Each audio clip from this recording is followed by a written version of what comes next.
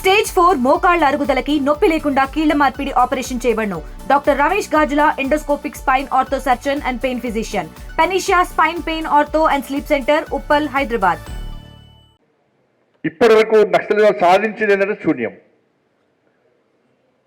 ఆస్తి నష్టం జరిగింది, ప్రాణ నష్టం జరిగింది, అభివృద్ధి ఎక్కడా జరగలేదు, అభివృద్ధిని అడ్డుకున్నారు, పేదల బతుకులు ఇంకా పేదలుగానే మిగిలిపోయారు. కానీ దేనికోసం కూడా ఇవాళ నక్సలిజం అనేది పనిచేయటువంటి విషయాన్ని ఇవాళ సమాజం గుర్తించాల్సిన అవసరం ఉంది. కానీ ఇప్పటివరకు దాదాపు 50,000 మందిని నక్సల్స్ పొట్టన పెట్టుకున్నారు. 50,000 మందిని, 9,000 మందిని, 9,000 మంది పోలీసులనే వాళ్ళ నక్సల్స్ హతమార్చారు.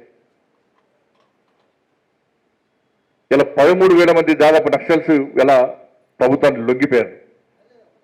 ఒక విద్యార్థి పరిషత్ కార్యకర్తను మర్డర్ చేస్తే ఎక్కడ విద్యార్థి పరిషత్ వెనుక పోలే. ఇవాళ ప్రపంచంలో దేశంలో ఒక శక్తివంతమైన విద్యార్థి సంస్థ అంటే అఖిల భారతీయ విద్యార్థి పరిషత్. ఆనాటి నుంచి ఈనాటి వరకు బలిదానం అనేది అఖిల భారతీయ విద్యార్థి పరిషత్.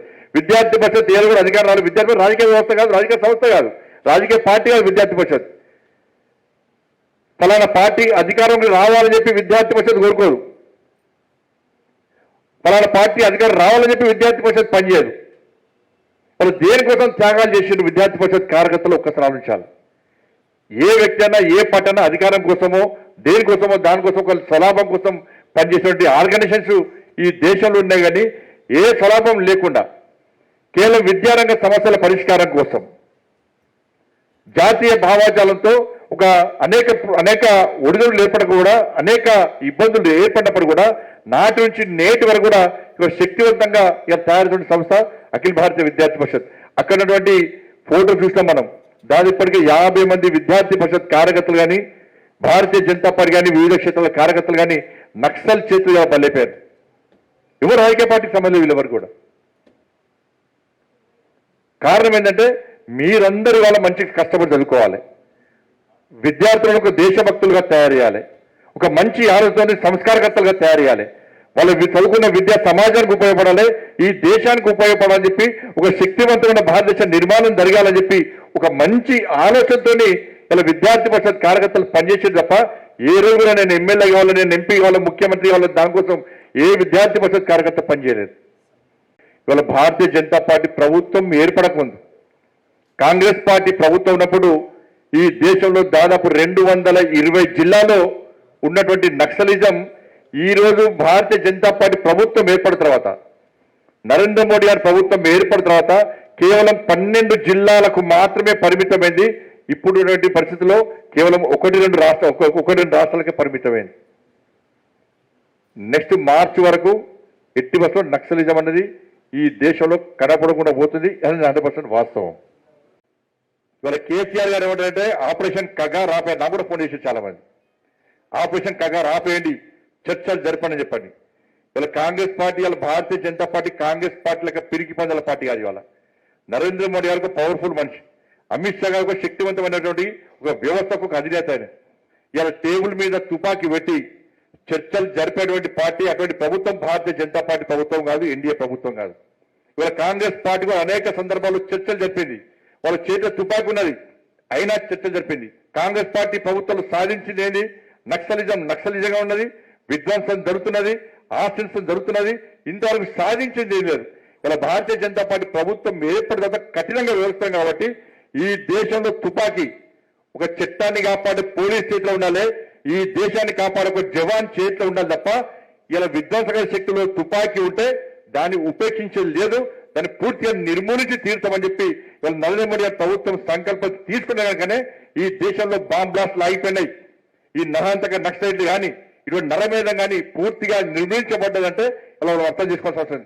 ప్రజల్లో కూడా పూర్తిగా వ్యతిరేకత వస్తుంది కాబట్టి ప్రజలు నక్సలిజాన్ని, టెర్రరిజాన్ని పూర్తిగా వ్యతిరేకిస్తున్నారు కాబట్టి వాళ్ళ అర్బన్ నక్సల్స్ పేరుతోని వాళ్ళ సమాజంలో సదస్సులు నిర్వహిస్తూ, విద్యాలయాల్లో సదస్సులు నిర్వహిస్తూ, విద్యార్థుల లోపల ఈ సమాజం లోపల ఒక తప్పుడు ఆలోచన కల్పిస్తూ వాళ్ళు తిరిగి నక్సలిజమే గొప్ప ఇద్దామని చెప్పి చెప్పుకునేటువంటి ప్రయత్నం చేస్తున్న తరుణంలో మనందరం కూడా వాళ్ళ జాగృతంగా కావాల్సిన అవసరం ఉంది. ఇవాళ కేసీఆర్ గారు మన ఆపరేషన్ కగారు ఆపేయాల్సిందే చర్చ జరపండి. ఇలా నిషేధించిన ఈ తెలంగాణ రాష్ట్రంలో నక్సలిజాన్ని నిషేధింపబడింది. ఆంధ్రప్రదేశ్ రాష్ట్రం నుంచి కూడా నక్సలిజాన్ని నిషేధింపబడదు. మరి రాష్ట్ర ముఖ్యమంత్రి ఉన్నాడు కేసీఆర్ ఆయన ముఖ్యమంత్రి ఉన్నప్పుడు నక్సలిజం నిషేధాన్ని ఎందుకు ఎత్తివేయాలో స్పష్టం చేయాలి.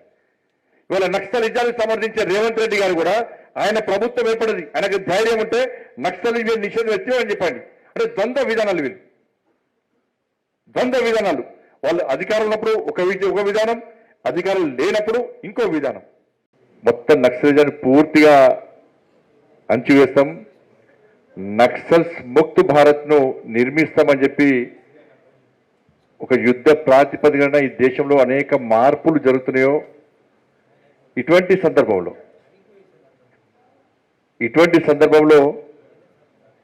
నక్సలైట్ల దేశభక్తులు, దాంతోపాటు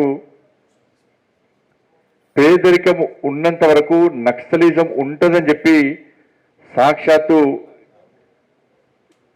కాంగ్రెస్ పార్టీ ఆదినాయకుడు రాహుల్ గాంధీ గారు కానీ ఈ రాష్ట్ర ముఖ్యమంత్రి రేవంత్ రెడ్డి గారు గారిని అనేక సందర్భాల్లో ప్రకటించిన సందర్భంలో ఆపరేషన్ కగార్ ఆపేయాలి, వాళ్ళతో చర్చలు జరపాలని చెప్పి ఈ తెలంగాణ రాష్ట్రంలో ఉన్నటువంటి ప్రధాన ప్రతిపక్ష నేత కేసీఆర్ లాంటి వ్యక్తులు ప్రకటించిన సందర్భంలో పౌర హక్కుల సంఘం పేరుతోని, మానవ హక్కుల సంఘం పేరుతోని, అనేక సంఘాల పేరుతోని ఈ తెలంగాణ రాష్ట్రంలో ఒక తప్పుడు ఆలోచనతోని అవాస్తవాలను వాస్తవాలుగా చిత్రీకరిస్తూ ప్రజల లోపల అయోమయం సృష్టిస్తున్న సందర్భంలో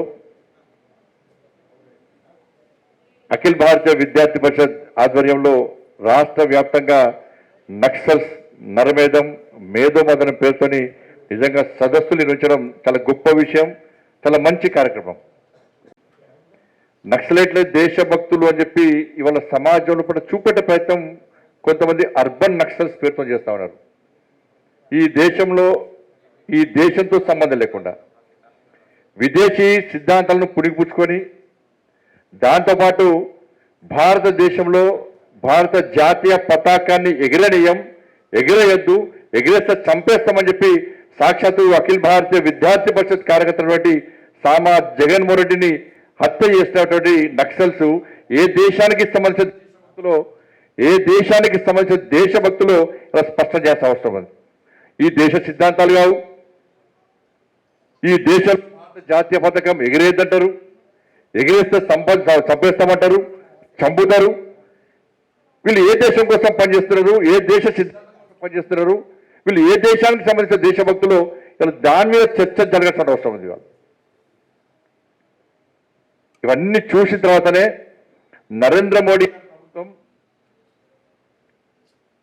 చాలా కఠినంగా వ్యవహరిస్తూ ఎట్టి పరిస్థితుల్లో నక్సలిజాన్ని ఉపేక్షించే పరిస్థితి లేదు, నక్సలిజాన్ని తప్పకుండా రూపుమాపుతాం, నక్సలిజాన్ని అంతం చేస్తామని చెప్పి ఇలా ఒక సంకల్పం తీసుకొని వాళ్ళ దేశవ్యాప్తంగా ఆపరేషన్ కగార్ లాంటి ఆపరేషన్ చేస్తున్న విషయాన్ని మనం గుర్తుంచుకోవాల్సిన అవసరం ఉంది.